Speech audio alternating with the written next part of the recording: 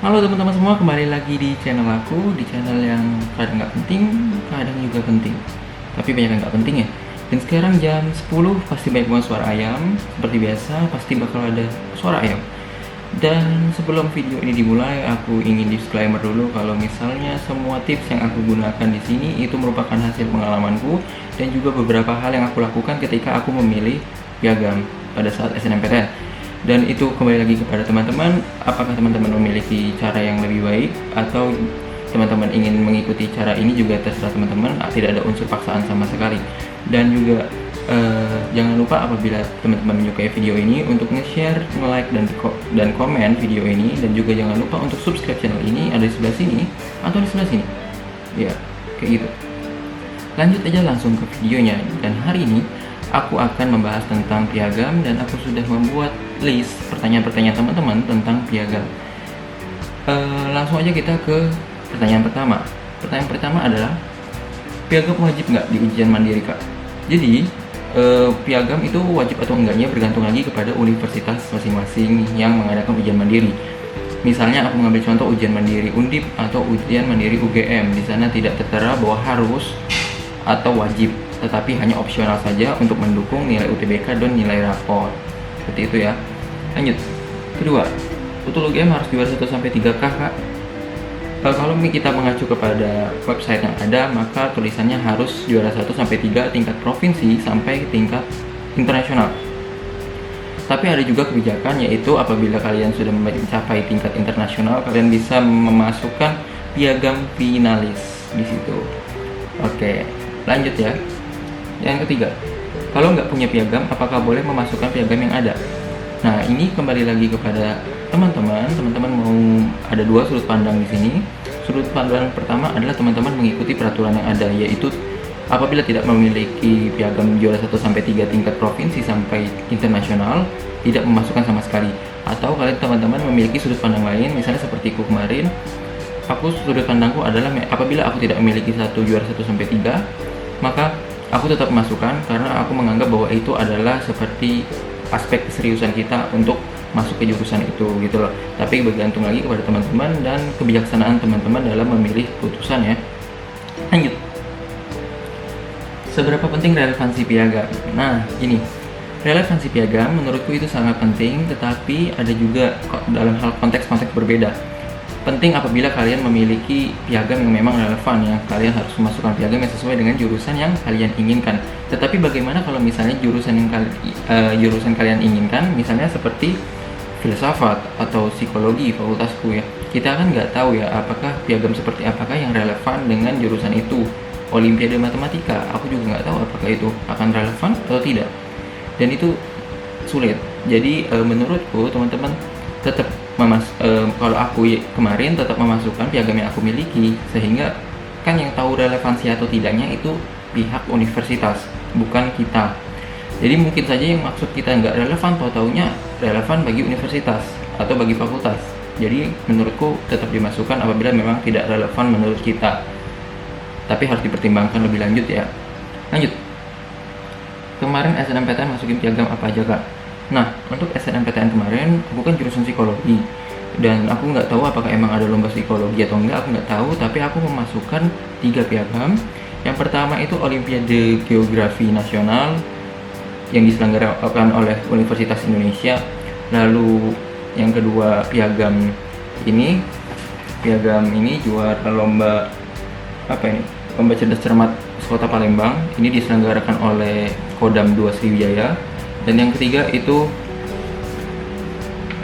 ini lomba cerdas cermat KPU yang diselenggarakan oleh KPU Sumatera Selatan. Nah, aku ingin menegaskan lagi ya, apakah itu relevan antara sejarah, lomba KPU dan juga geografi terhadap psikologi? Kan itu enggak, kalau dalam logikanya nggak relevan, tetapi aku tetap masukkan dan alhamdulillah aku lulus. Seperti itu teman-teman ya. Mungkin bisa juga menjadi acuan teman-teman atau sebagai pencerahan lah sih, enggaknya untuk membantu teman-teman apabila teman-teman ragu terhadap pilihan teman-teman. Oke, lanjut. Kak, misal kalau lomba nggak ada piagam gimana, Kak? Nah ini, kalau misalnya teman-teman nggak punya piagam, dalam tanda kutip lombanya tidak mengeluarkan piagam, teman-teman bisa membuat surat keterangan bahwa teman-teman pernah mengikuti lomba di suatu lomba, itu mintanya ke sekolah dan menjadi surat keterangan dan ditandatangani oleh kepala sekolah. Nah, aku juga sama kayak gitu. Aku lomba KPU nggak ada piagam, cuma ada piala dan juga plakat. Jadi aku meminta surat keterangan kepada sekolah. Contohnya seperti ini. Jadi di sini ada pernyataan bahwa namaku, ada nama kepala sekolah. Jadi yang bertanggung jawab mungkin kepala sekolah di sini ya. Bahwa saya menang lomba cerdas cermat juara 2 tingkat provinsi, dan di sini ada tanda tangan dari kepala sekolah. Jadi ini resmi. Dan di sini ada nomor suratnya kok. Nah, mungkin teman-teman yang nggak miliki piagam karena lombanya nggak mengeluarkan piagam, bisa banget untuk minta ke sekolahnya gitu ya.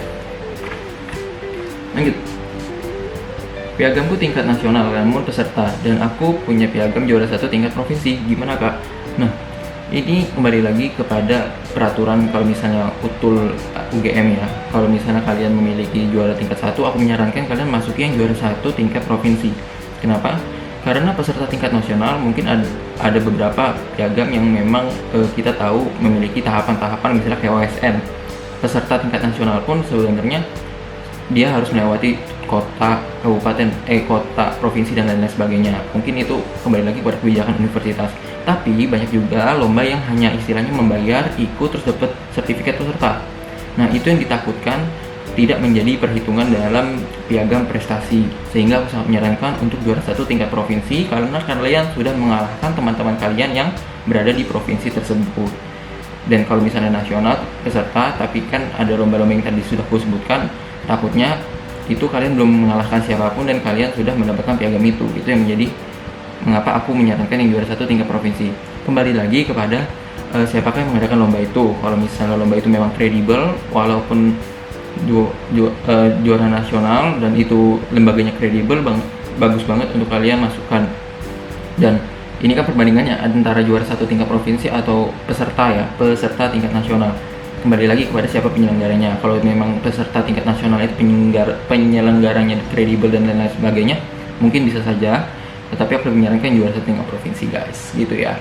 Nah, aku juga ingin menyarankan kepada teman-teman untuk selalu berusaha dan juga semangat, walaupun kita nggak punya, misalnya kita bingung nyari piagam. Dan juga mungkin aku akan memberikan tips beberapa ya kalau misalnya kalian ingin ikut utul UGM, karena aku juga kemarin mengamati tentang utul UGM juga.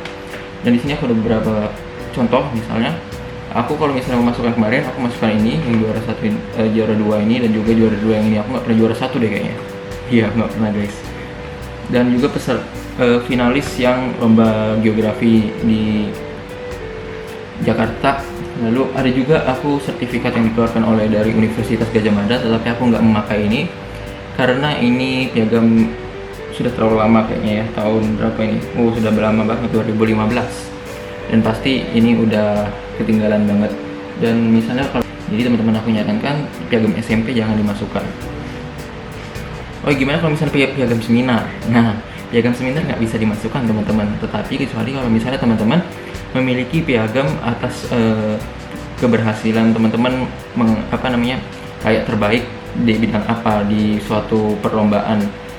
Misalnya kayak special award, kan dia nggak juara, tapi special award itu bisa banget kayaknya cukup disarankan untuk dimasukkan apabila memang teman-teman nggak memiliki piagam juara 1, juara 2, juara 3. Walaupun belum ada keputusan di universitas, tapi aku yakin itu menjadi pertimbangan karena piagam itu kembali lagi kepada fakultas masing-masing. Oke, semoga video ini bermanfaat untuk teman-teman semua, dan mohon maaf apabila aku terbata-bata dan gak jelas ngomongnya.